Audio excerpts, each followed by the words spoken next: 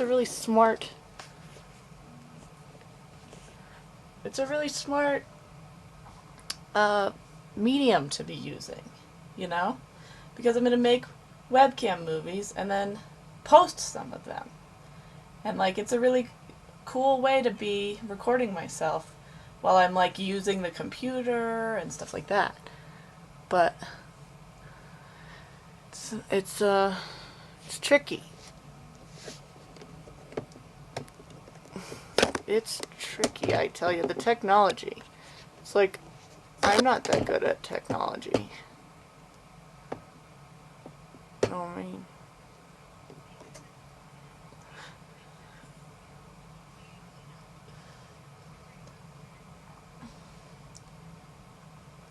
Right, I know. I'm just, for someone who's trying to do a project that's all about technology, like, I don't really, I'm not really that savvy, which I think is going to be really good.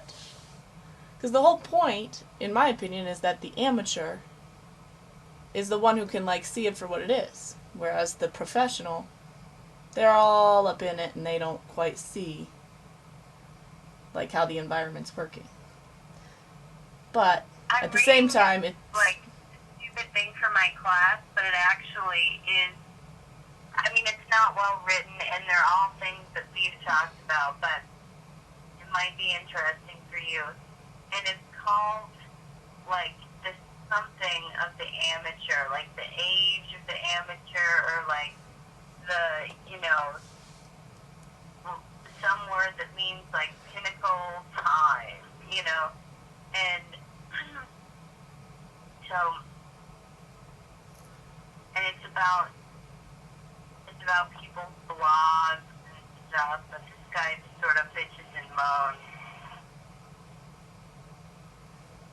he's not happy that, like, even sort of, like, that anybody can put their information out there.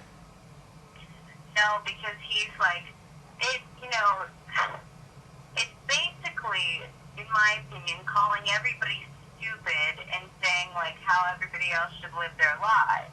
Because he's like, all this blogging and this narcissistic, you know, YouTube videos of themselves and all this crap, like, and he thinks that it deteriorates from, like, news sources and from, you know, like, high source, media sources, you know, and like, trained writing and all this stuff.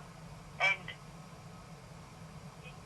I mean, you know, he's a jerk. But in the same sense, it's like, this was the guy, he's like, and I know about Silicon Valley because I was there. And this is a guy that, like, you know, got on the whole .com thing and, like, didn't, you know, and, like, Napster took his idea or something. And so he's pissed about, I mean, but then, you know, he's pissed that people spend, you know, their time writing blogs and making videos for the internet, yet he's, like, writing a book about, like, basically his feelings about the internet, you know, and other people writing about their feelings. Right. It's really funny. So I brought that up in class. It didn't go over very well, but Well, nobody likes you questioning the professor's choices. But yeah, I mean, it's an interesting paradox, right? Like, because on one side, you know, like, we can't trust big media, and it's really great that we have this totally free and independent source of media, which is people's blogs and people's YouTube videos and all of this stuff. But on the other side, it's like, there's way too much, and it is a lot of the time a society of narcissism and everybody just wanting to be heard. And it becomes, you know, a stage full of everybody screaming, listen to me, and, you know, essentially a very small audience, if an audience at all.